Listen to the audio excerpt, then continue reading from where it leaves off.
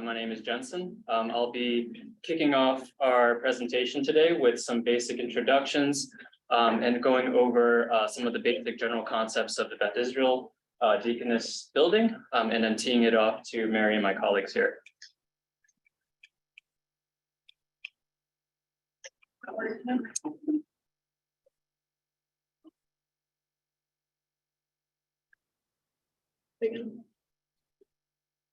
All right. Sorry about that. I'm going to read off the learning objectives that you guys all saw on the BSA website. We're going to explore the benefits of pursuing design assist for new construction. We're going to discuss building integration of enclosures, as well as the primary structural components. We're going to talk about how design assist can help the project team collaborate on their adjacent systems and their facade systems. And we're going to discuss high-level decisions that were made early on in design assist. So for some of you who tuned into the design assist presentation that BSA did last time, these were some of the key takeaways. For us, this is specifically a curtain wall design assist process. We have to define this process and agree upon these deliverables with all the stakeholders at play. We have to figure out the early material selection and major design features that we want to focus our time and energy on. The architect is the design of record, and the design assist contractor should ideally be experienced in the fabrication and execution of these systems here.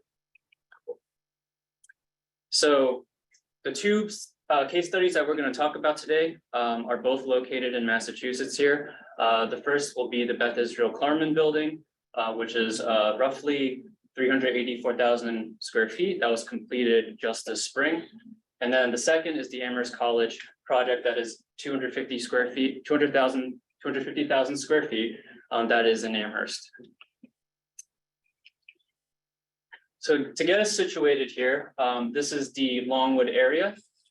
Our project here is focused on the west campus of Beth Israel.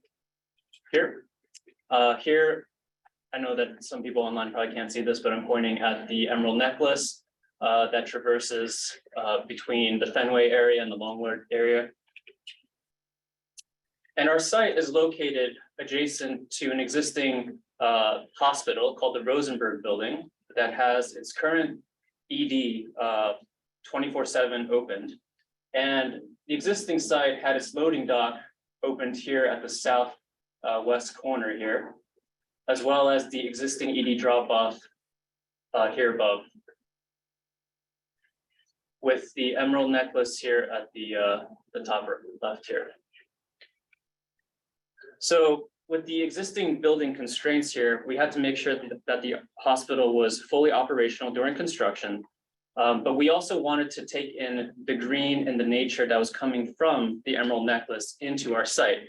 And so one of our strategies of doing that was to create a healing garden at level 6, which we believe is fundamental to the healing experience of these patients. Now, I'm going to go very quickly over the module and the configuration of our typical patient tower. There are 16 units to one nursing station module that takes up the north facade, east facade, the west, and the south. Here marked in pink are the nursing stations, and this is the control station here in the middle. Here we're looking at level 6. We have the roof garden adjacent to the existing building. And with all PAD projects, we are trying to be energy conscious. So our baseline EUI for this building was estimated at 136. We try to take into account the effects of sustainability and high performance facades. There are active chill beam systems on the non-ICU floors in this building. We have a green roof, and we're trying to limit solar heat gain. These are two basic concept renders that we had at the initial onset of our project, one from the view from the Riverway and one from Brookline Avenue and Francis Street. So our need for design assist. Why do you need design assist, and when do you need it? You need it when you're doing a complex architectural exterior expression. You need it when you want to select an appropriate envelope system, when you want to design a high performance envelope, and when you want to seamlessly integrate your entire building mass into a modern clinical building in this particular context. And so going a little bit further in depth with these systems here, we utilized the unitized and stick-built and SSG and captured systems. We also had stub frame opaque walls. At the end of the day, we actually ended up using all of these systems for the Beth Israel project, as well as taking into account the high performance factors as well, such as water resistance, air infiltration, structural requirements, thermal performance, and the constructability, all while trying to maintain an integrated design between all of these systems and understanding the tolerances of these materials, as well as their limitations. Schedule-wise, our design assist fell right between schematic and design development. Now, during the initial bid, Turner bid this to Oldcastle and IBG, and the award was given to IBG in the spring, and we started our design assist process in the summer. For 3 months, we had 10 meetings with the kickoff, driven by the architect, with the contractor, with IBG, with SGH, all at the table, to come up with a final package of the details that we wanted to go over. So for those of you who are new to understanding what design assist is, this is our basic structure of our design assist team. So we have the architect and envelope consultant and structural engineer on the left. We have the CM with their subs and their glazing manufacturers, and we have the owner and perhaps their reps. In our case, SGH acted as both our structural and our envelope consultant. IBG acted as both the fabricator and the engineer for Turner. What is most important in this is that we have a shared vision and we have early engagement. That is why we wanted to get these drawings in before design assist was finished. What is also important is that during the design assist process is the continued relationship that we had. So for Payat, this is actually the third project that we've worked with Turner and SGH and IBG on. So you can see here that it's a little bit smaller in square footage, it's about 180 compared to Beth Israel's 380. But I think having that track record of that trust and established relationship really enabled us in the project team to achieve a successful project. So I'm going to take us into the basic concept here of the patient room design here that is located from level 7 all the way up to level 10. This is our north facade. One of the key goals that we wanted to really capture was the views. So this is a view looking west towards Brookline and the Emerald Necklace right in the foreground. This is a view taken from the 11th floor of our building. And we wanted to bring that in to the patient room experience in figuring out how to configure a module in the most effective way to utilize the spaces between the staff, the patient, and the family zones of this project. We ultimately chose to go with inboard toilets that would enable us to maximize our exterior glazing and views to nature for our patients, as well as tuning the serrated facade to make sure that we're maximizing the most useful solar heat gain. So as you can see here, traced on the outboard side, the serrated facade produces different types of patient rooms, but gives you the maximum view of these areas. Now, in order to achieve those maximum views, we had to use a design assist to make sure that all of these things were engineered and performing properly. And the last thing I'm going to talk about today is the material palette here. So in the existing Beth Israel campus, you have a lot of limestone and masonry facades, which we thought was really appropriate to use terracotta to address, given the fidelity of what the terracotta can do to mimic such existing masonry products. And so the design assist ultimately ended up with these mock-ups, one by the city, for the city, as well as our in-house mock-ups to study the pattern of terracotta and its effects on texture and shading.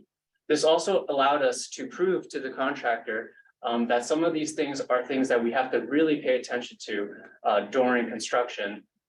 And as you can see here on the right, when they did the mock-up for the city, it was a challenge, but one that was well accepted to address these issues.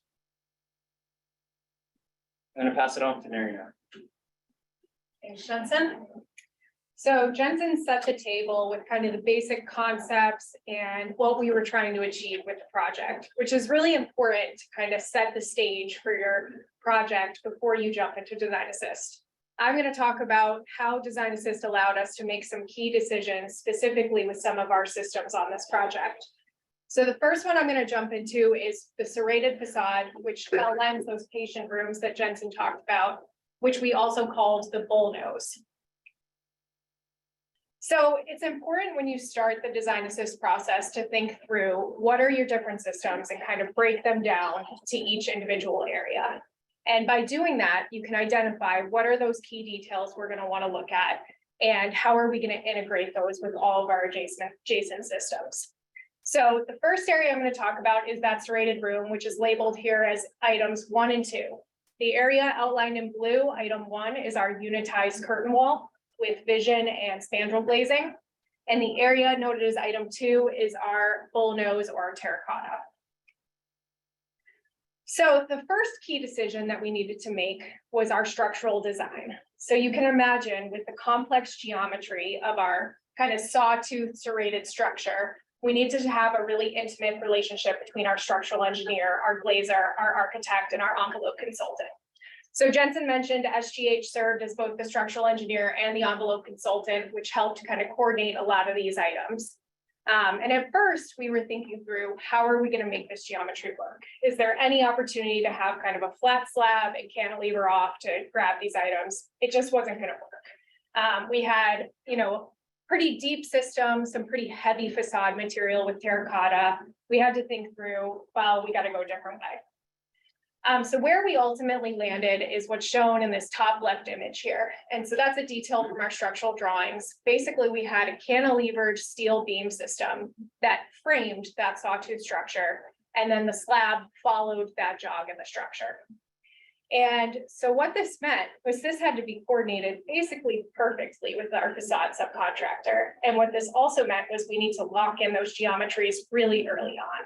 And so you can imagine if this decision was made much later on in design, it would be hard to buy all that important steel that we needed and other components, right?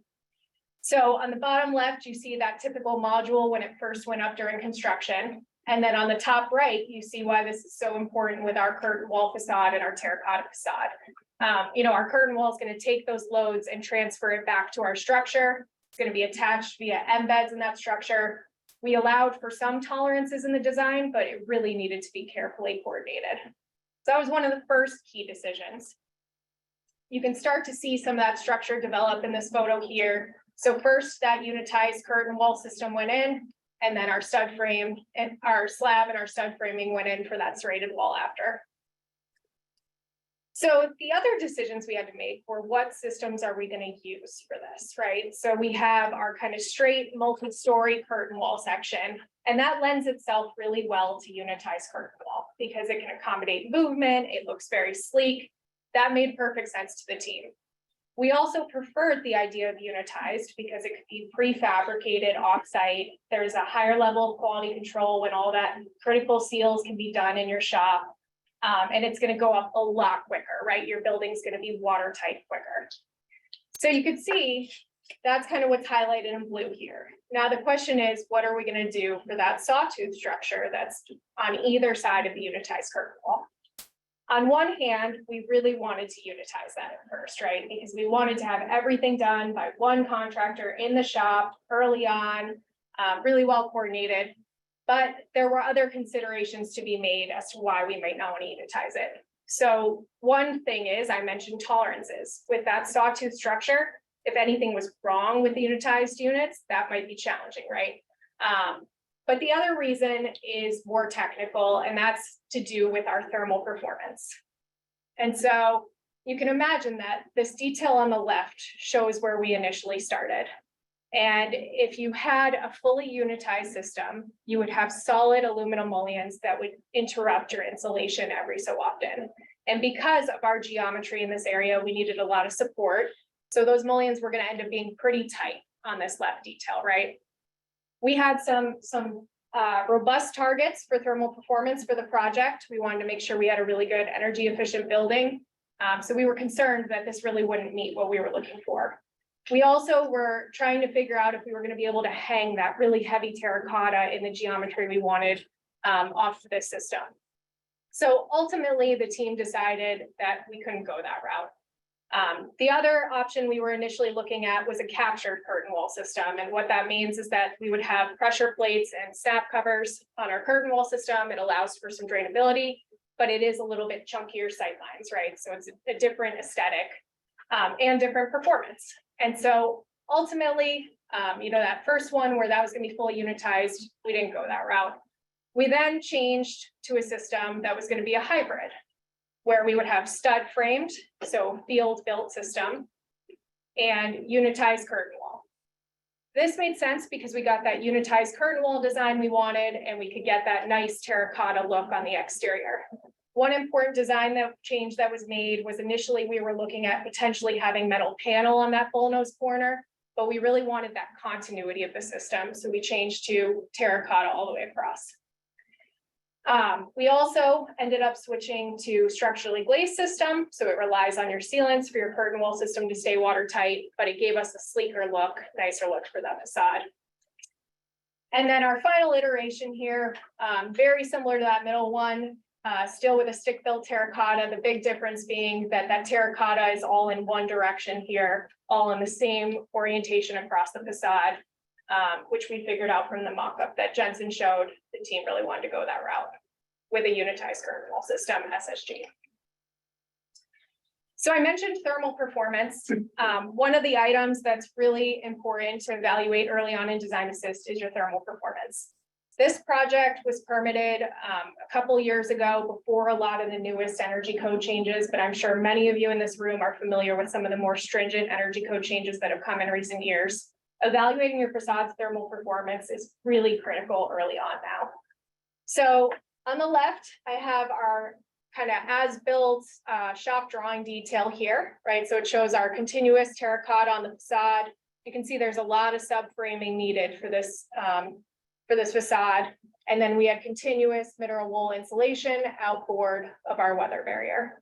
And then we have our curtain wall system to the right. So the first thing you want to look at with respect to thermal performance is to have thermal models that you can look at condensation resistance. So that's what I'm showing here on the right. What that's showing you is your thermal gradient profile across the system.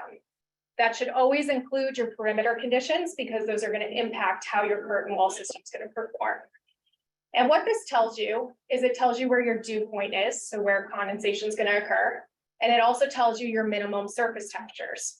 This was really important for a project of this size and importance because it's a hospital building. It's probably going to have some higher relative humidities and probably, a lower dew point then. Higher dew point then. And so we wanted to, evaluate this early on. We had some initial models that were done during Design Assist, and then they were finalized during construction after our final details were done. The other important thing to look at is your U factor. And so that is an important characteristic of your curtain wall system. And so we had this done for each module within our system. And so what we looked at was our U factor of our glazing system, our vision glazing, and then our spandrel systems. And we got an overall composite value. I think we had a target vision glazing value of about 0.34 for our curtain wall, and we were below that, which is great.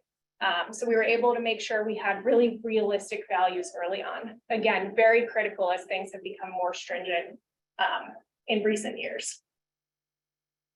So ultimately on the left is kind of where we started as a concept in Design Assist, right? Some basic parts and pieces and things of that nature. And on the right is where we landed for our final shop drawing.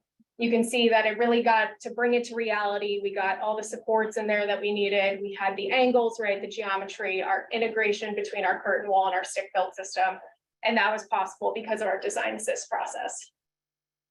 So the other thing that I wanted to mention here is that on our west facade beneath the serrated curtain wall or the serrated facade, there is a hanging canopy. And that canopy, the goal was to have it hung by supports from the facade above that basically, our facade was still continuous above it, right? So we wanted it to be seamless and beautiful. And that was a huge challenge from a constructability aspect. This was something we knew we had to figure out early. So you can see in like a 2D detail, it doesn't look so bad, right? It looks like it's just a piece of steel in the system. Okay, fine, we can deal with that. What it really ended up being was figuring out everything down to very, very tight dimensions to make sure we could fit that in the system. You can see the structural detail in the top corner here that shows, it's not just that piece of steel here, right? It's that connection back to the structure behind it. And that needed to be integrated behind the terracotta. We actually ended up, reviewing this very closely during design assist, and then this was integrated into our VMU so that we could make sure it was constructible. This was also another driver for why we needed to do stud framing and field built terracotta at this area, because you couldn't integrate that with a unitized system as well. So ultimately, these are some pictures as the serrated facade was going up during construction. You can see that we had our insulation, which is that black material you're seeing. That's like a black facer on the outside of the insulation. We've got our aluminum subframing and then the terracotta going on the outside. You can see in this lower right-hand photo, there were really some really small pieces of terracotta that had to go in. And so we had to make sure we had every support worked out well for that. So the other key decision that Design Assist allowed us to make was with respect to integration with our adjacent systems. So, you can use Design Assist to develop your facade details, but your most difficult portions are really going to be your integration to adjacent things, right? Your transitions, that's where most leaks happen. And so one of the key areas that we wanted to look at with respect to the integration to adjacent systems was this area noted as number 3. And that's what we called the connector. And that was a stick-built clear wall curtain wall. And what that connects between is our new building and our existing building, which you don't see off screen.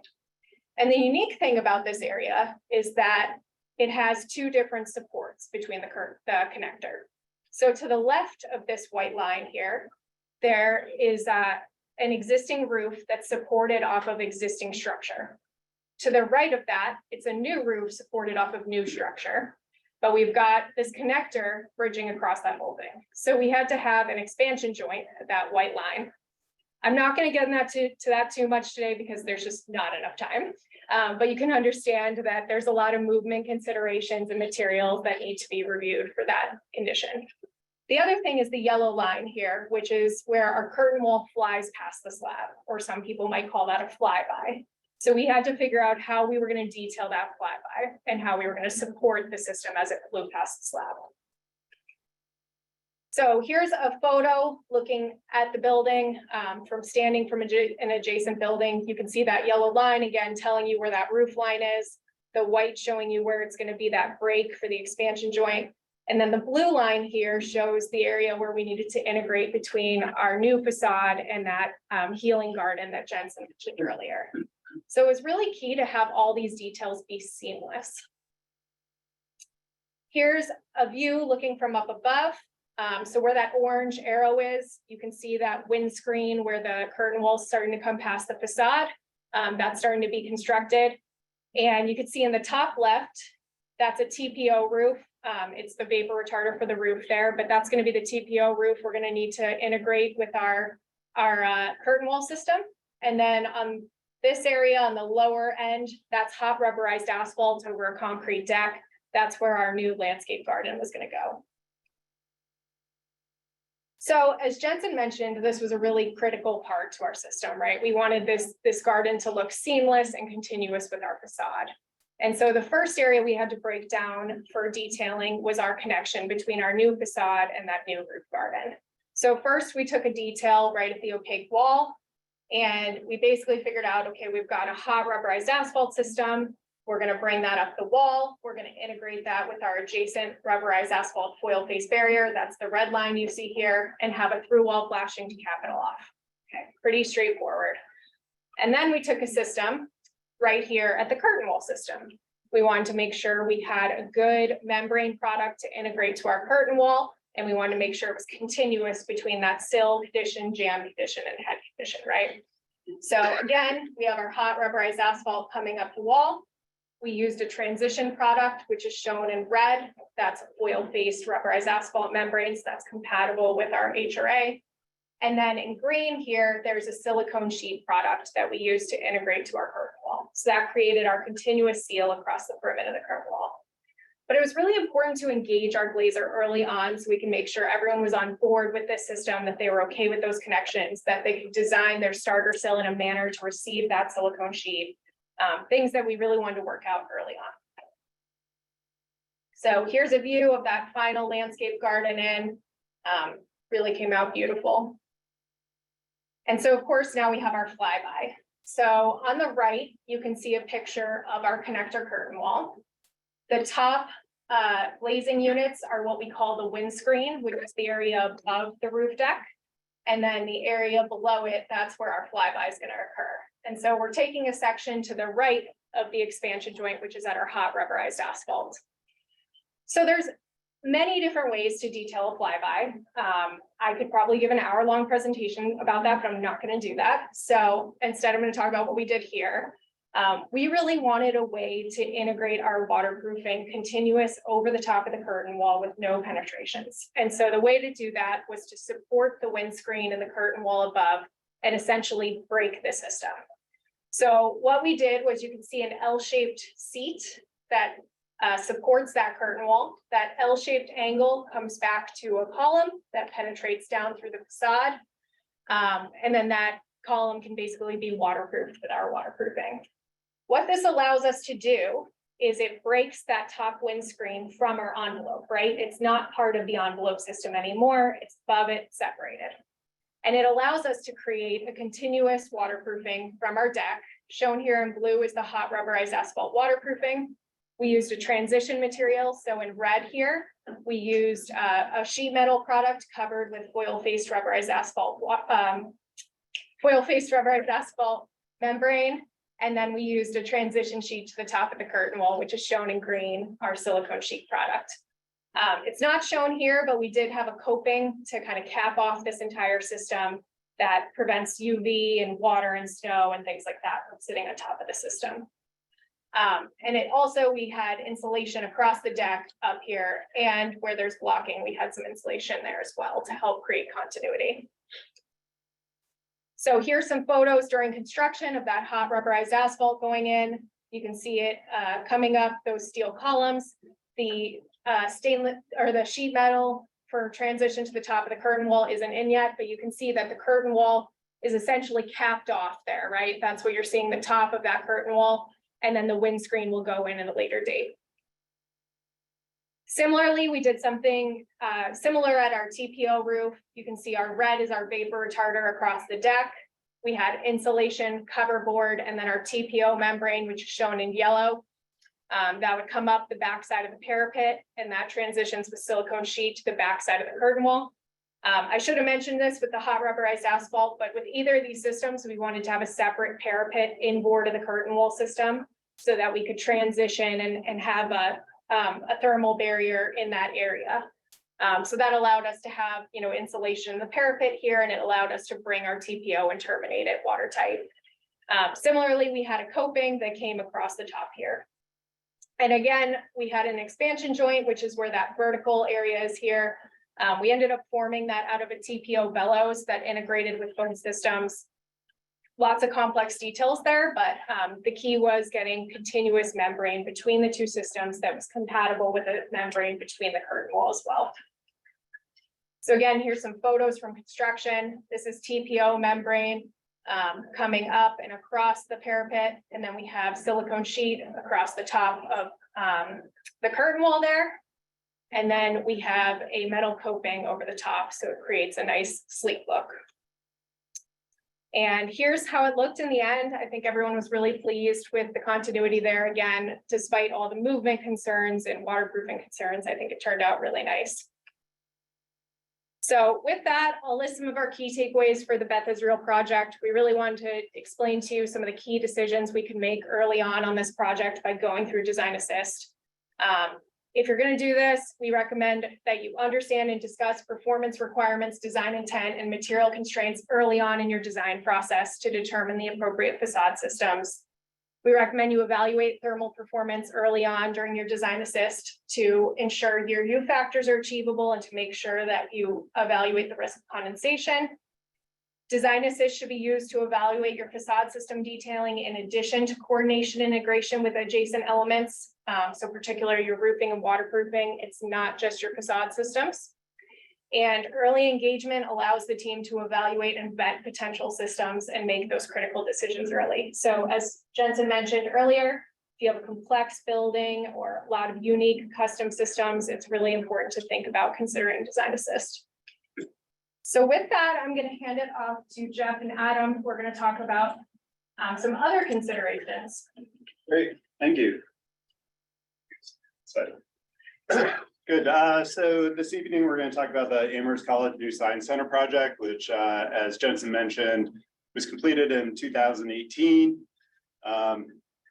Great. So really the goal of this project was to, for Amherst College to create a new science center, replacing their old Merrill Science Center, which was a brutalist building built in the late 50s. So it's really quite terrible. And our new building was really seen as anchoring the east side of the campus, really down at the bottom of the hill from the campus core, creating what was a new kind of landscape space that was done by Michael Van Valkenburg called the Greenway. And really for us, we do a lot of science buildings. That's a little gestural sketch. Science buildings usually have lots of mechanical equipment up on the roof. But our idea for our building was to kind of flip it on its head and really have a very quiet kind of roof datum, a unifying canopy structure with a large glass kind of commons wall that looked back towards the campus and really was kind of seen as the building opening its arms, really putting science on display, really creating a lot of transparency as part of that. You can see a large portion of creating that transparency is really this notion of the large west-facing glass wall that you see here in the photo.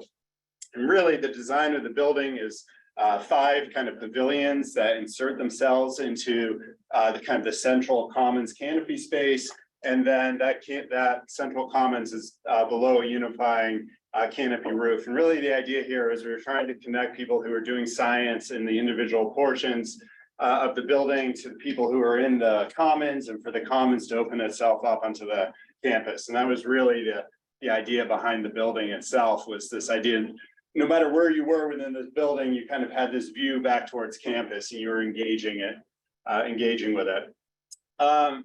So really early on in the project here, a large portion of trying to achieve this kind of transparency between the interior and the exterior was this kind of wacky idea that came very early, that wouldn't it be great if our giant common space didn't have any columns in it, because columns just get in the way of being able to see out. So I think very early on, we asked LeMessurier and Adam and his team about this idea of, well, what if we just cantilevered our roof structure out from the kind of science pavilions and then hung the curtain wall system in tension from the roof? By doing this, we don't need any columns in the space, which sounded wonderful. And also the members that were used for the curtain wall could be as thin as possible, because essentially they're just being hung in tension and they're not taking any load as well. So we thought this was a brilliant idea, easily executable, as you can imagine. To add further complexity to this, we have portions of the ground floor in which we wanted to have doors and such.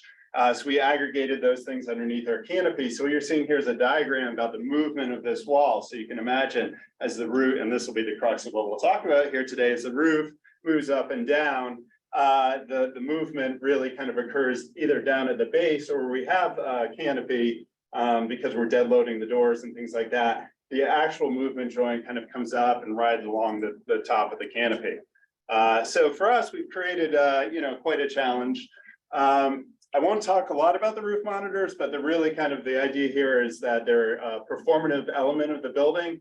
They have solar, they let in light from the north-facing skylights. We have integrated radiant panels that help condition the space, and also use them for lighting as well.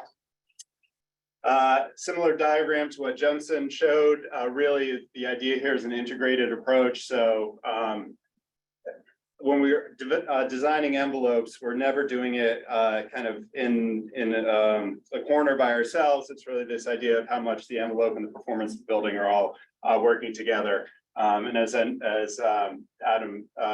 Jensen mentioned, that this is also a very high performing building as well.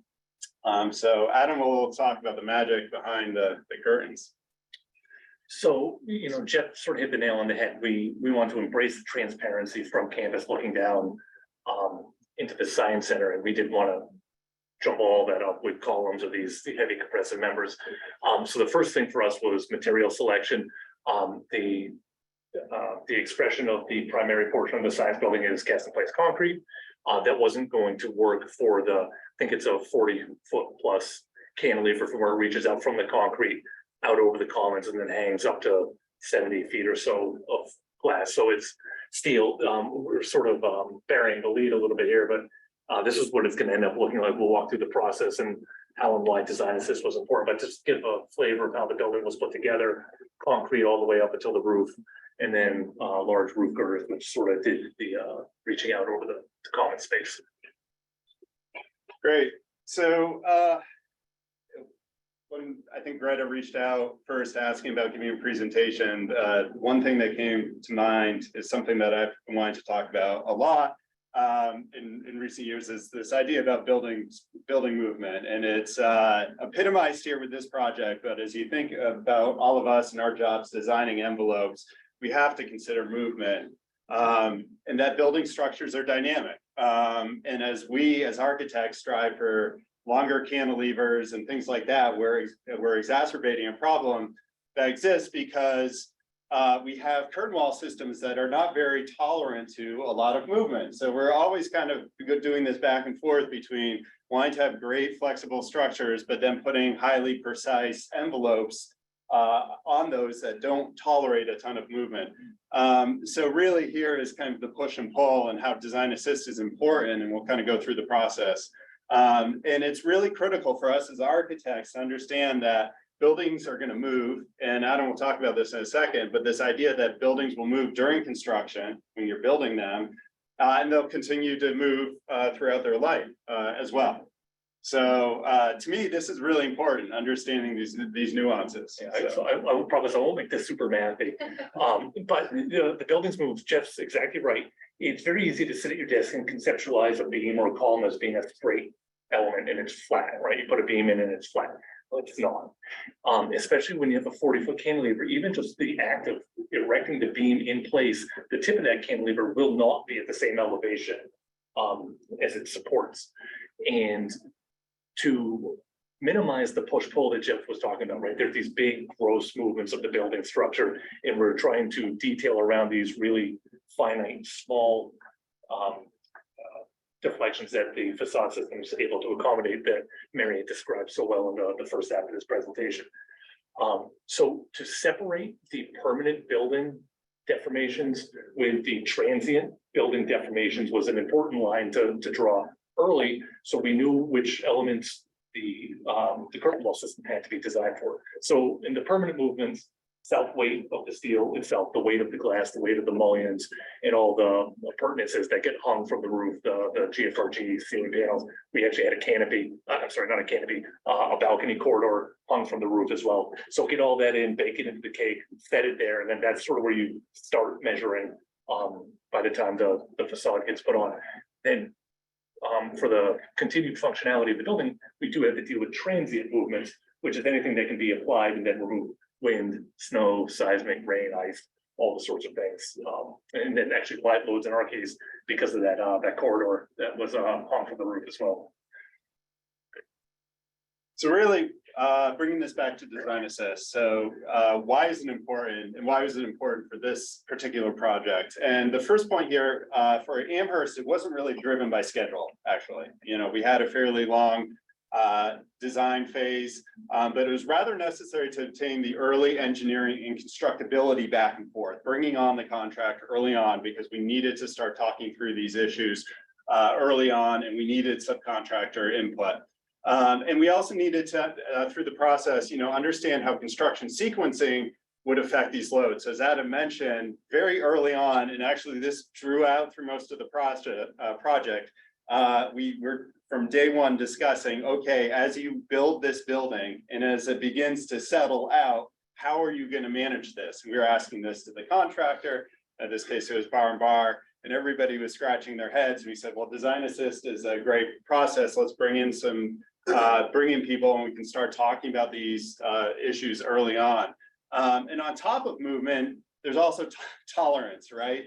So as Adam's talking about this notion of this kind of initial deflection, the building then needs to have movement, and then there's the tolerance of construction as well. So we need to know this information early on. These things you can't just start talking about during in the construction phase. So really, this is about analysis. This is about sharing information back and forth. And of course, I just mentioned cost tracking because it's got to be built, and we got to understand how much it's going to cost. Similar fashion to the Beth Israel project, we were about nearing the end of DD when the package went out to the street. I would say that we issued our RFP package to Bar and Bar maybe 2 or 3 months earlier than it actually went out to the street.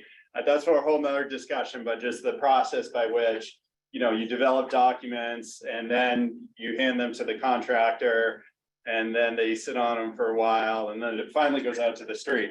Again, we're in DD. You can kind of see the construction when the installation was for this system. Okay, so again, Amherst College was the client here. Bar and Bar was the CM. The Novum Structures was the group that was brought in for the design assist phase, and our team, Payat, LeMessurier, our structural engineers, Studio NYL, were the facade engineers. In addition to this, I'll just mention that we had SGH Envelope doing waterproofing consulting, and WJE were the building's envelope consultants. Okay, so yeah, complexity. There are a lot of people in the room discussing things. So I would just say on that note, design assist is great, but everybody's got to have a seat at the table when you're having meetings and workshops during the design assist phase, because everybody has input and you're only going to solve problems when you're together. So very quickly, I'll just touch base on the system itself.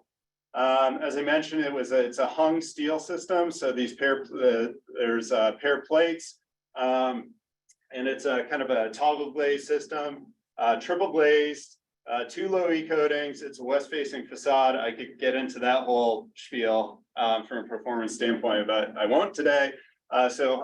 Pretty high performing 0.25 system U value.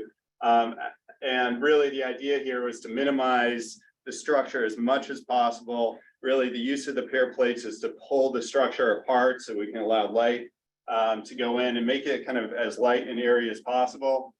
I won't go into all the details here, but essentially, again, as I mentioned, the system's hung from the roof. So you can see everything in red on the screen here. It's kind of shot out a bit, but everything in red moves with the roof. So the roof moves, the pair plates move, the glazing moves along with it. And yeah, go ahead. Sorry, just on that point, you'll notice the vertically slotted holes there. That's for the tolerance that Jeff was talking about earlier, because while we tried to control the precise position of the roof when it was constructed, those tolerances needed to be accounted for. We're going to see some other vertically slotted holes later on that account for the move, and yeah, these ones get tightened up, and this is the hanger, so this one moves with the roof. Yeah, great, thanks, Adam.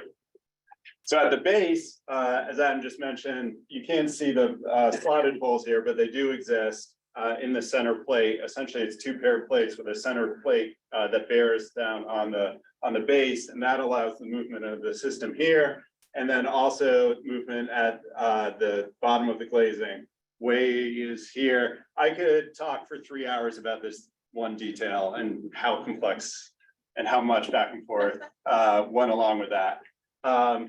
In order even to make things a little more complex, as I mentioned before, that we have entrance doors and we have the canopy as well. So this movement joint goes up and around the canopy. So you can imagine as this wall is moving up and down and left and right, you have this movement joint as well. I will give I will say at this point as well that super important when you're doing these bespoke systems to have a performance mock-up of these hyper complex situations, and you're probably going to spend 6 months out in at UL's test facility as you try to make these details work. But in the end, that's why that's so critical.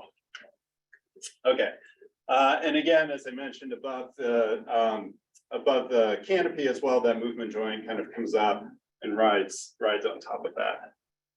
So that's the basics of the system, and Adam will talk a little bit more about the roof. So this is intended to give sort of a sense of scale of what this cantilever looks like. This was, for me, this is a big cantilever. We don't do these necessarily every day. The yellow line there, that's roughly where the glass is going to be hung. And this space in here is where the commons will, or it is currently today, but will be built a little bit later than this picture was taken. So this was developed very early on. This is a sketch that we put together when we started conceptualizing, well, what does it mean for the building to deflect for the permanent and for the transient loads? And what we realized is we wanted, in the static built condition, we wanted a perfectly straight roof edge, and it wanted to be at these quote unquote roof elevation. And we can debate what the roof elevation was, but the tip of the cantilever deflecting down meant that the supports had to be moved up a little bit, right? And we used some leveling nuts at the column and wall supports to be able to move those up and down to account for the fabrication tolerance, the erection tolerance of all the steel pieces. And then once it got to that position, we could deal with the transient deformations, which is where the design assist process came in. What was allowed? What could the facade system tolerate? So for the preparation of the design assist documents, we reported, and each of those red dots, I know this is sort of tough to read, we gave a group that said under roof dead load, it's going to move this much and have this much rotation to it. We gave it in inches and radians for the weight of the glass, the weight of the snow, the weight of a certain type of snow loading condition, as well as wind. We did not end up reporting seismic because we found that the snow and wind loads were more substantial for the movement, so that was not a primary design consideration. And this is actually that detail that I was just referring to. So on top of the concrete columns, as the building was rising, we had base plates that the steel would sit on, and traditionally those would get grouted into place. We intentionally left those ungrouted until much later in the project, so that the leveling nuts could be set and we could dial up the tips of the cantilever as needed. And again, to sort of set complexity, we identified how much each of those at each of those column and wall locations, we had to dial those up and down to get what we estimated the final position to be to set the straight roof edge. This talks about some other forms of the building movement. So a little bit later on, we were getting lots of questions. Well, what if we put this piece up before this piece, and how much does it move if the corridor goes in before the glass? And what if we put the glass on this side but not on that side? So it was just, the nice thing about steel is the deformations are linear elastic, which means you put a load on, it moves that much, and you take that load off, it moves right back. So each one of these are discretized. If you add load A, it moves deflection A. If you add load B, it moves deflection B.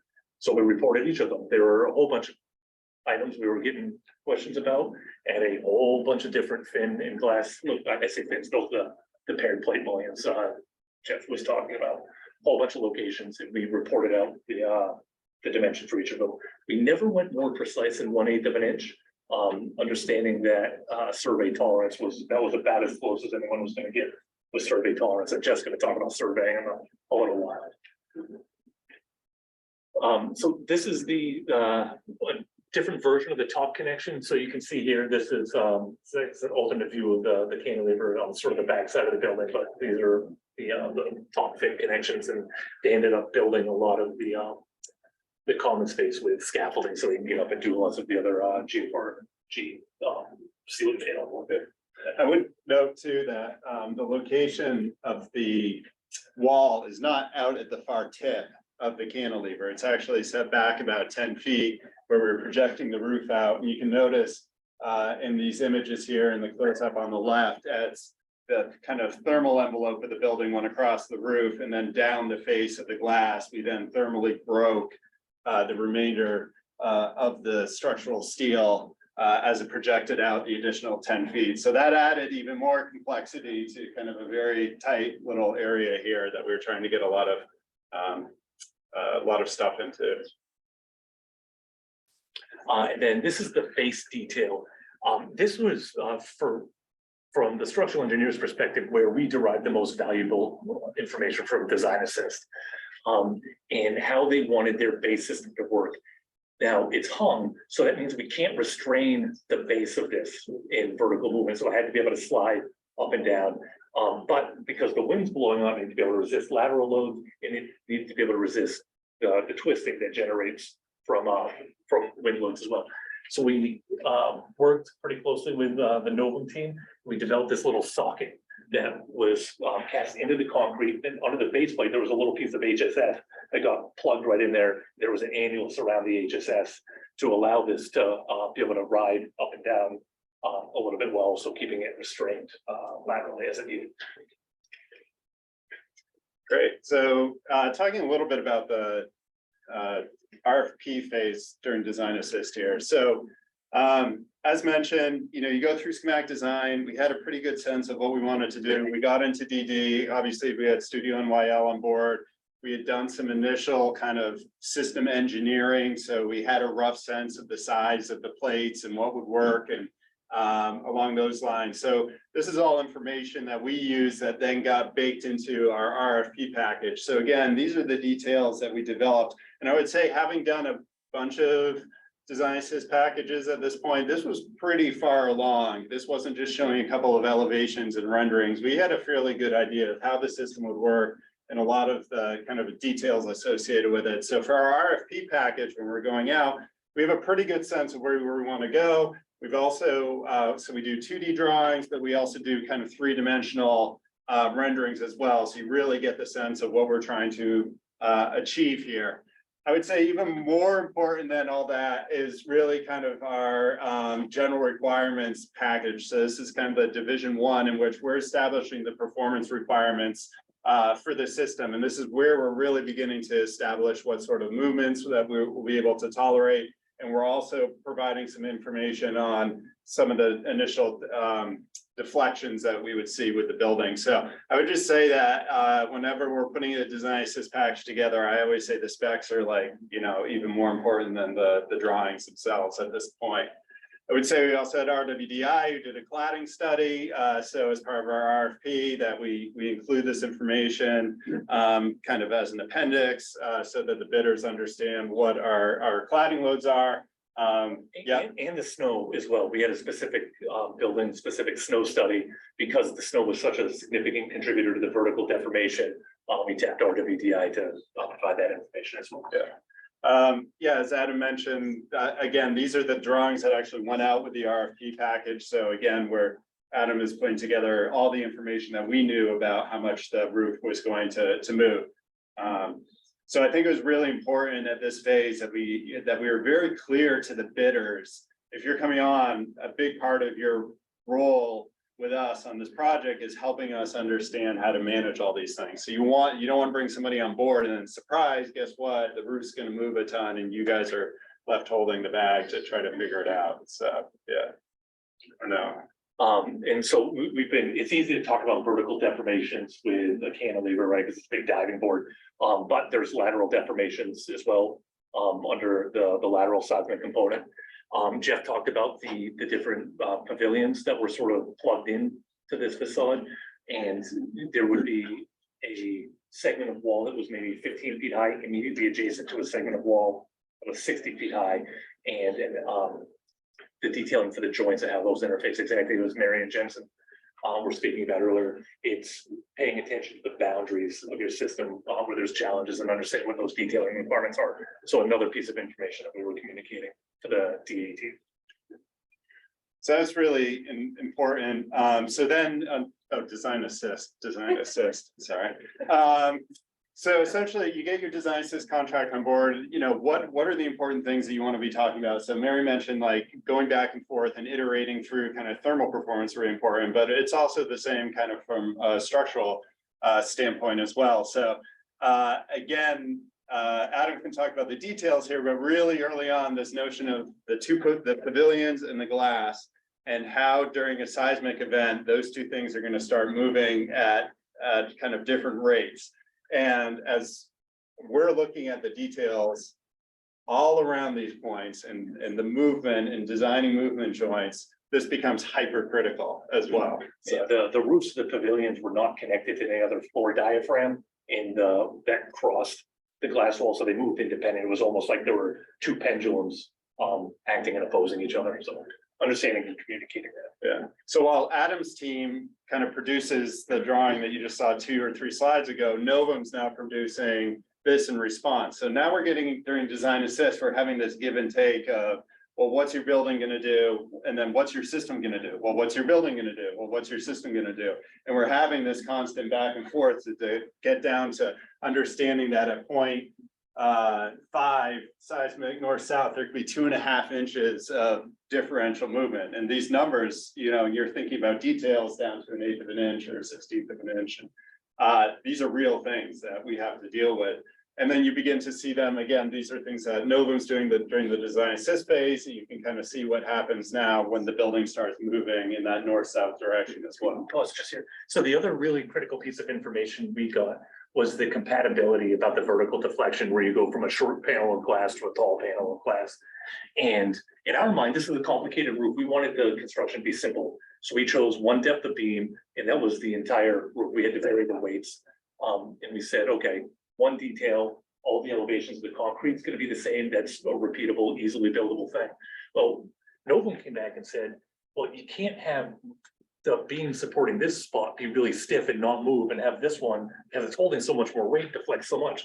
So we did what I called an artificial weakening of the beams here. We made them less strong so they would deflect more to be compatible with the ones that were immediately adjacent to it. Ended up making the detailing a little more complicated.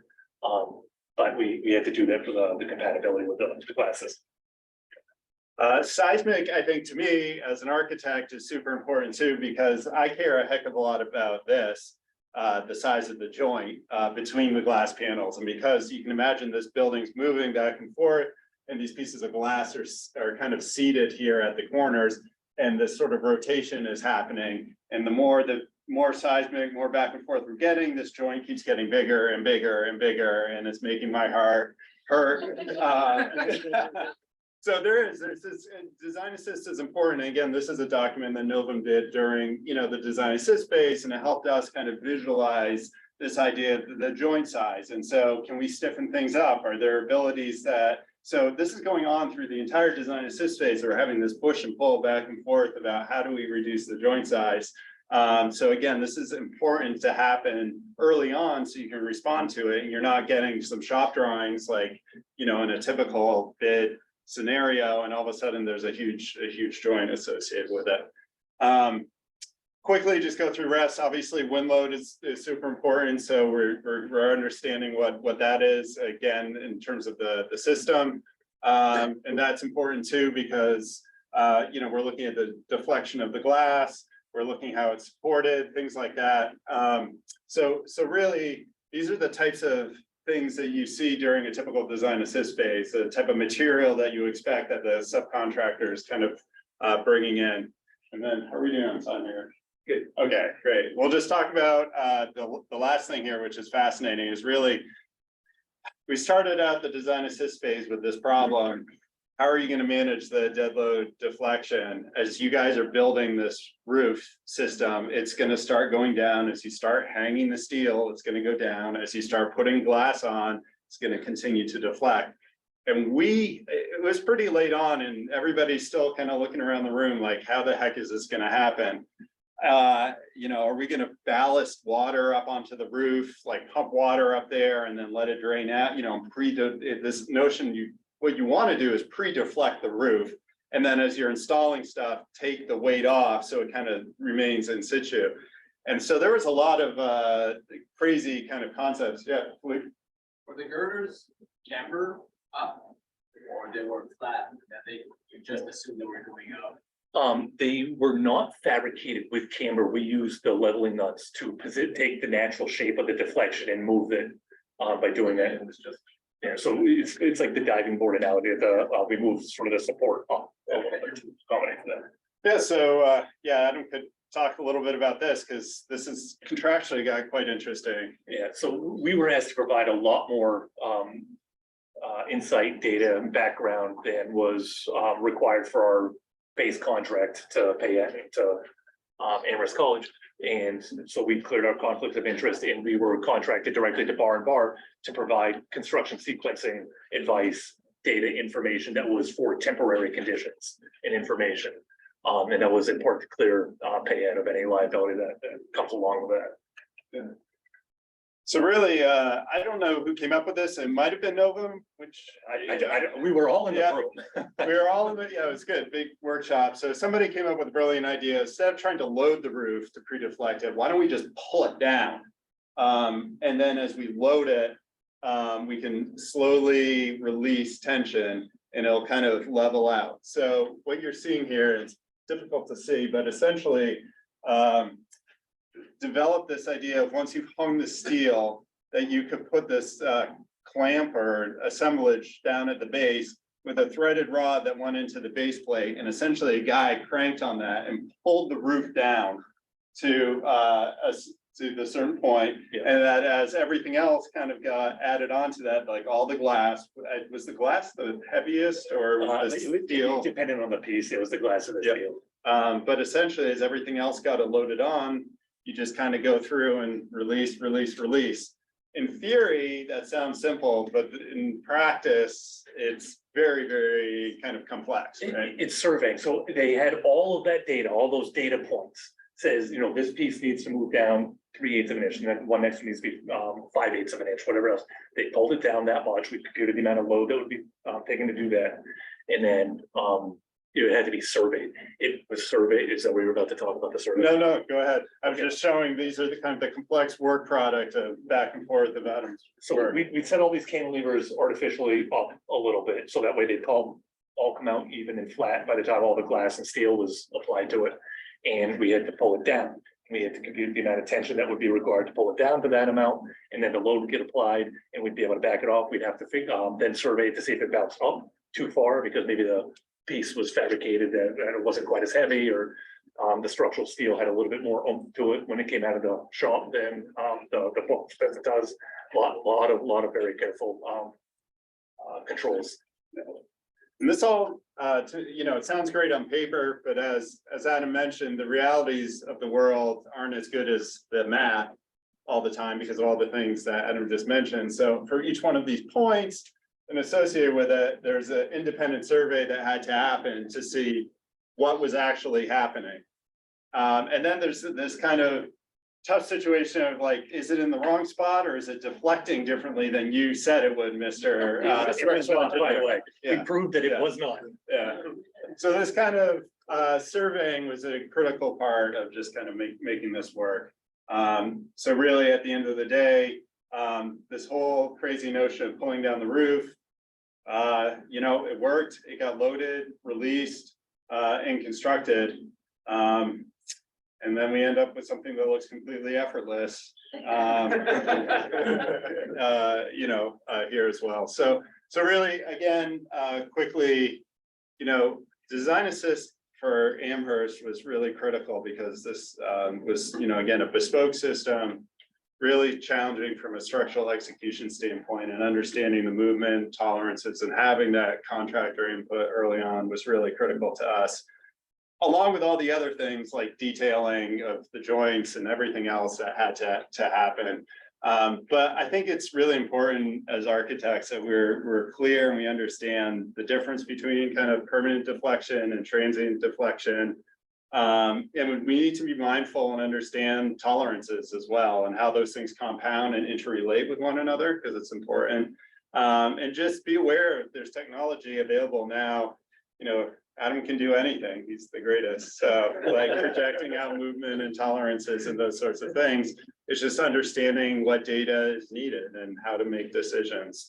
And then, you know, there's a lot of people in the room in these design assist settings, and you just need to understand the roles and responsibilities of the design team and the owner and the contractor during construction too, because it's easy to start pointing fingers.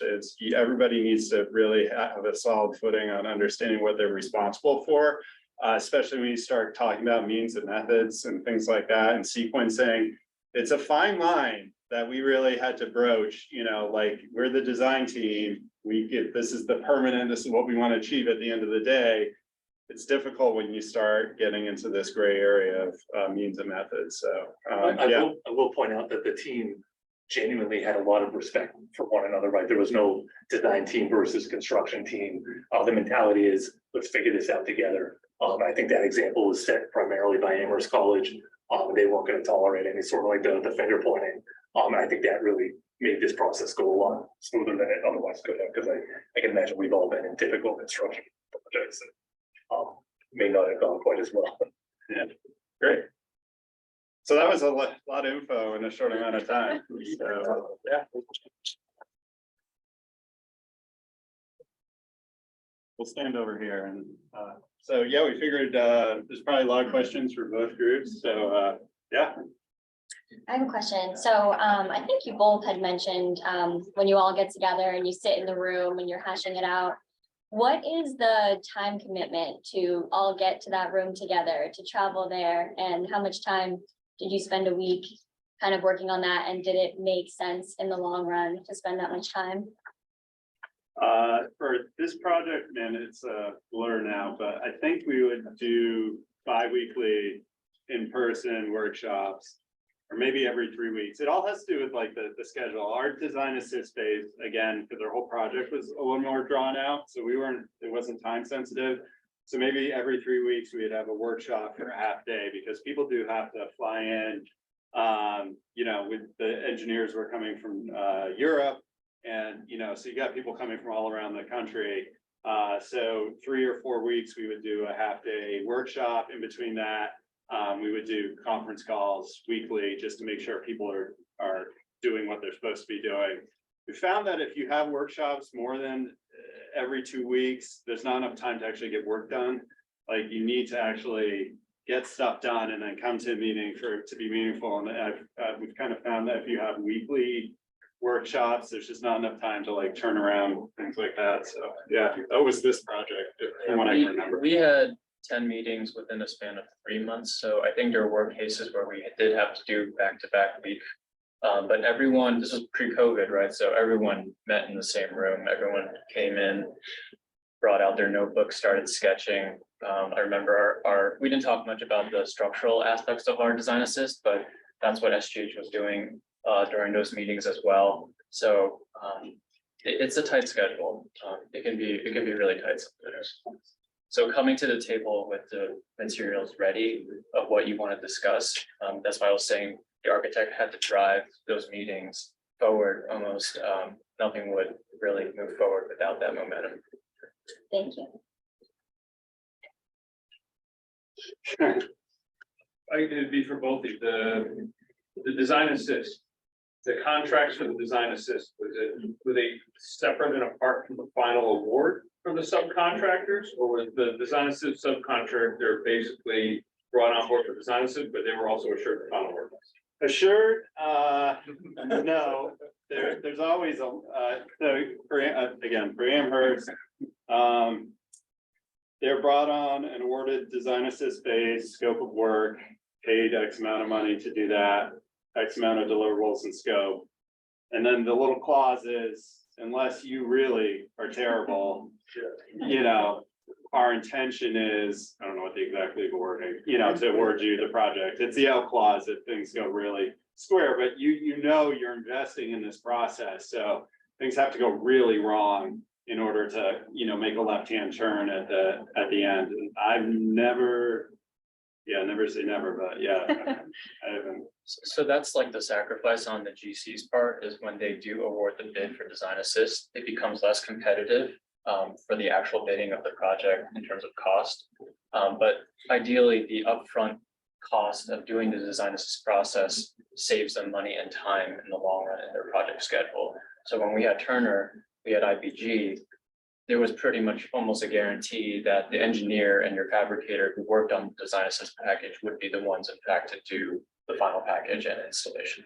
And I think that's why it's so important that you mentioned the level of trust between the team, kind of having worked together and completed successful projects together, kind of understanding how we were all gonna work through that as well. Were there any kind of metrics set for trying to contain overages by a certain degree or a comparison to typical design bid build? Obviously factoring in what the costs were for the DA contract separated out. Yeah, so for Amherst, again, all the bidders put in a bid or an estimate for what they thought the cost of the work would be based on the design assist. And that became a spreadsheet that would come up at every call, and it was a cost tracker essentially. And, last week, Jeff said he wanted low iron, plus $50,000, or, this next week, we figured out if we change this detail, we could save 100,000. Everybody agreed to it. So this cost tracker goes on, and again, Adam mentioned, the PMs, Mark from Amherst were great, and they're sitting in the room right with us with that spreadsheet, and looking at me, are you adding cost? Like, why is there added cost? So there's this notion that you're trying to keep, actually, you're trying to do better than where you started, because you hope that through the design assist process, you find ways to make things cheaper. I would say generally it kind of fluctuates and you end up kind of around where you started, but that's kind of the cost assurance aspect of it, that things don't get out of control, or if they do, everyone's in the room, the owner, contractor, all of us, and we're all responsible for, delivering it. Yeah, and I'll say, I think that's why it's so important to define your materials and systems and your intent early on. And I found that the sweet spot for design assist tends to be like kind of right at the end of DD there, because you've got through a lot of those major concepts. I've seen some projects try to do it more, sooner in the process, like SD level, and you're gonna end up having a lot more surprises there, right? If you've got at least your major systems and kind of major ideas figured out early on, at least they can give you their best guess, and then it can be iterative from there. So what was different about the BI project and Amherst is that we did ours during SD, at the end of SD, right? So when Jeff was talking about, having just a basic render, and you're basically trying to show that to the engineers and how to figure it out, that was kind of what BI was doing versus the resolute details that perhaps the end of DD offered for his team. I think for our case, in terms of the bidding, they chose the lower bidder. I mentioned before that there's two entities that bid for this project, and so they did go with the lower one. But again, like the cost savings that you have in the long term of the project, it really does pay off when you're looking at this in the beginning, because the engineering and all of that stuff is coming up front. And so ideally, it standardizes a lot of details for the future. So Jeff, I mean, on this particular topic, I seem to remember it on this project on Amherst, right? There was a lot of engineering and design of this particular facade element, feature facade element, well ahead of the award of design assist. And what I remember specifically in my head, and you can remind me, this is a long time ago for me, is I recall, Novum coming to the table and saying something to the effect of we can save you $1 million, but we're going to use our given parts. Yes. Right? Yeah. And maybe you can speak to that, because I think about that and I tell that story. When I talk about the benefits of design assist, but also the pitfalls that you might fall into, which is you spend a lot of time designing a really bespoke system only for a manufacturer to come in and say, yeah, we can essentially do what you want to do, but we're going to do it our way. Yeah, I warn people about that. That's a good story, Way, and I'm working with my team right now. It's probably up there working on a package, and they're working on details of screws, and I'm like, please, we need to have really solid performance specs, right? That's number one. You just need to define what the goals are, and then you need to define the scope, right? And then maybe enough detailing so you get a sense of what is going to happen, but don't feel devastated. Because I remember that happening. I'll mention the detail in a second, but I'm up all night trying to get all this package out and drawing every little detail, and then they come in, actually, there were a couple different bidders. And each of them had a slightly different version. They had their ways of doing things. One of the bidders I remember came in and said, oh, we want to dead load the whole thing on the ground. And we're like, oh, we can't even conceive of that. But essentially, yeah, we spent a lot of time coming up with details of how the glass system would retain back to the steel. With like a carrier system and everything else. And we details and all this like nuanced stuff, and Novum came in and like, we have a toggle system, it's our TG whatever, we'll just mount it to this, and it's a toggle in the glass. It's right here in our, page 4 of our, book, and this is what we'll do, and we can save you a ton of money. And the owner's looking at the two things, well, tell me how these things are different. I'm like, well, they aren't, they're still achieving everything. So you do need, it's a really good point, Wei. You gotta like have that in your mind too, that you can go overboard a little too much and only to have things kind of unwind later, because the design 6 person might come to the table and say, if you just change these couple things, I can give you what you're looking for. Yeah, so think about that as you're toiling away on details to go out. I learned that lesson on that project. Yeah, no, it's so true. That's a really good. I think that's a really good point, because in our case, IBG had to work with Viracon and Shildan Moding Alphaton very early on to understand their warranties and also their kit of parts. And so that factors into something we didn't really talk about here, but the assumptions and qualifications. So that's a really important matrix to look over of what is actually being offered through this design assist, through this fabricator, through this manufacturer. I think sometimes they offer packages early on, and so the architect can take a look at the aesthetic effects of some of these systems, and they can kind of select and kind of make that decision there. But I think ultimately it will come down to cost and timing between everything. So yeah. Following up on that, Jensen, there's a question about the DI project. At what point was the curtain wall contractor selected, and what were their contributions to the process? Right, so IBG was the curtain wall director, so they were part of the design assist process from the get-go back in 2018. So they also ultimately became the installers during construction in 2019. And then Adam, what was the width uplift in suction loading on the cantilever / overhang structure compared to the dead / live loading back to the concrete structure? They were not related to each other. The glass and steel of the wall itself was substantially heavier than the suction uplift on the canopy. The glass and steel was also heavier, and because it was positioned way not at the tip but near the tip, the effect on the cantilever was more so than the wind suction uplift even on the main roof. And we did have a pretty light roof. It was just roof deck and insulation, and there was no concrete on the roof deck there. Quick question from each project. From the first project, it was a double parapet with there was a brief point about sort of insulation in 2 different locations. Is there also insulation in between in that cavity, or what exactly was that sort of full section there? Yeah, you're talking about like the interstitial space between the Exactly. parapet and the curtain wall. Correct. I'm just trying to pull up the detail here. So no, there wasn't, because we expected a little bit of movement there, so generally we wanted to leave a little bit of space there, but it also would have been pretty challenging to construct, was also part of it. So no, we insulated with spray foam within the parapet itself, and then we had insulation in the roof adjacent to that. It was also important to have another curve for the HRA system. Yeah. They're very particular about what the substrate is. Okay. Generally, it's only concrete that's acceptable, normal weight concrete. We actually had lightweight concrete also on this project, so the cure times and the moisture content within those substrates had to be measured prior to application.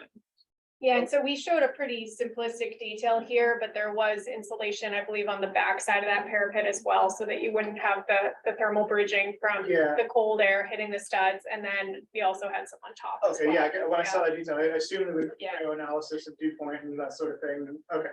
Yeah. And then the other question with the other project was, let's see here, oh, the cantilever. Was that just when the thermal envelope came down through the cantilever, was that just like a shock thermal break or, yeah? Okay. Yeah, and both the high roof canopy and the lower canopies were both thermally broken with, shock ISO core. Sure. And then, that allowed the continuity of the thermal envelope. So both this canopy and this one up there as well. Gotcha. Yeah. Thank you. Yeah, which was also interesting. I don't know how many people in this room have gone through that process with the engineering back and forth. That's a whole nother thing. Adam could probably talk about, like, getting information out of them and then, having that back and forth. But you see it for like balcony conditions, right? But this is obviously something a little different. Yeah. Yeah, and to your point, there's a pretty intimate relationship between the structure and the envelope in terms of thermal performance, so.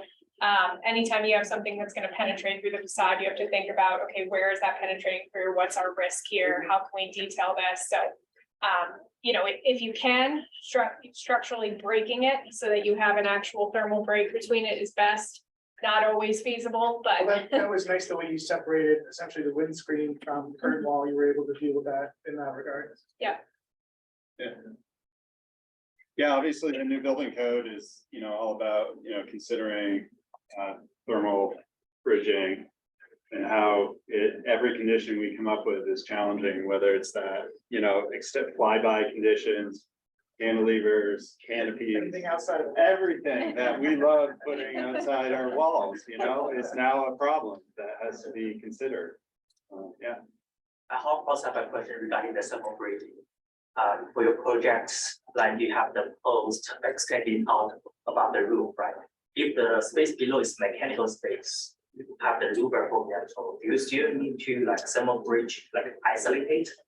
And also like for some isolation, someone will use the fabric plate, someone will use paint. And do you have any pro and cons for this type of project? Which one should be no brainer, which is have agent? yes, I can speak to the first part. I don't know if you're more familiar with those types of structural thermal breaks, Adam, but I guess I would say it's gonna be project specific and you wanna think about, there's kind of two things to think about, right? So one's condensation resistance and one is energy use. So condensation resistance, thinking through, okay, if this pokes through the structure and we have the right conditions inboard with relative humidity and temperature, and this is gonna be at that cold temperature, is that gonna be a problem? And then I think there's energy use of when you're poking through, you're gonna have, some loss of energy there. So I would say you're probably not as worried about condensation resistance if you're in a mechanical room or a plenum or things like that, right? But you're still probably thinking about energy use, so then it's more of an exercise of, does the owner want to pay for this? Like, kind of what's the trade-off? So, In this case, this is a corridor below. This is a plenum to a corridor below here, so it's not a sensitive space per se. And on the Amherst project, we had to address a creep component of the thermal isolation because it was a non-uniform strength distribution. So there had the opportunity that over time it would compress and stay compressed, and then that 10-foot component would continue to, I'm exaggerating, but it would continue to deflect downwards. So we had to resolve all that and figure that out. I think we had like compression, like ponds that kind of poke through there to prevent that. Thank you all. Yeah. Yeah. Any other questions or? One last question. You talked a couple different times throughout the process about these sort of adjustability nuts and things like that. Is there anything in sort of the long-term owner's perspective of the building that these things may be adjusted in the future, or they just kind of set it and forget it type situation? We ended up routing them afterwards. So it's done. It's done. Because structural steel is linear elastic, right? When the load gets applied, it moves, and when it's removed, it goes back, right? So we set the baseline. And so once the baseline was set, and I mean, that's what all that gymnastics was about. Sure. Then all we're dealing with is the transient loads. And the transient loads, at least as the code defines them, are constant throughout, right? And that's accommodated by your slotted connections that are Exactly. flexible, so that's. Yeah. Gotcha. And I mean, the code may change and say, all of a sudden wind is, way more, snow is way more. Yeah. But it's just gonna see what it sees. Understood.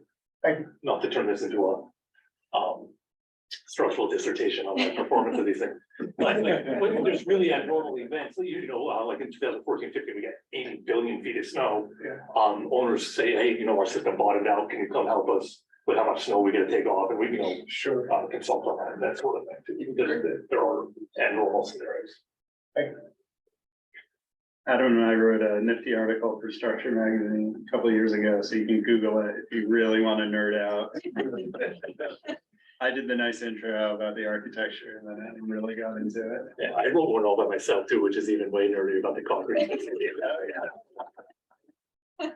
it out. You guys want some nighttime reading? All right, let's have another round of applause. A few announcements. So this was part 2 in our 3-part design assist series. The first one we talked about just general design team and construction team. We had a great look at both or several elements of the design team today. And the next month's presentation will feature Gil Bain and the construction team side of things. So should be a great presentation next month. And the following month, we are planning a presentation on the stretch code. So if any of you are planning to learn it before then, don't bother. We'll be covered after that. You should go to that one. Man, that. The linear thermal-bridge rating is a fascinating topic for everyone. I listened to, oh man, wow. Yeah, that's a great one. There is an open house at the BSA space. They didn't give us much information, but they said there's more food and drink if anyone's interested after this. We're having our board meeting in 15 minutes. Everyone's welcome to come and present ideas if they'd like.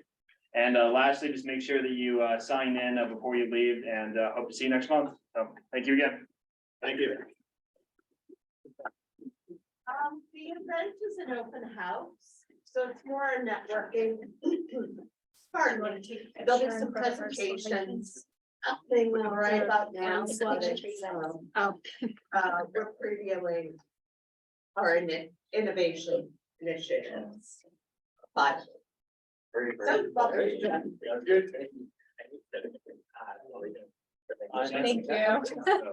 That's really good. I've seen so much of that. Yeah.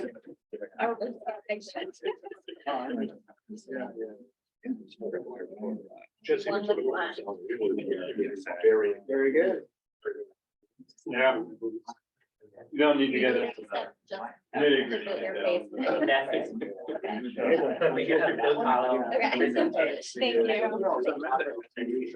If you had to do it all over again, what would you do differently? Oh, that's a good one. So it's kind of like a song.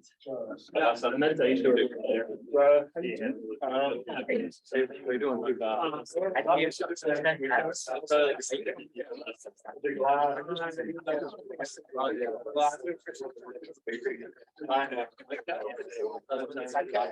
Years of that.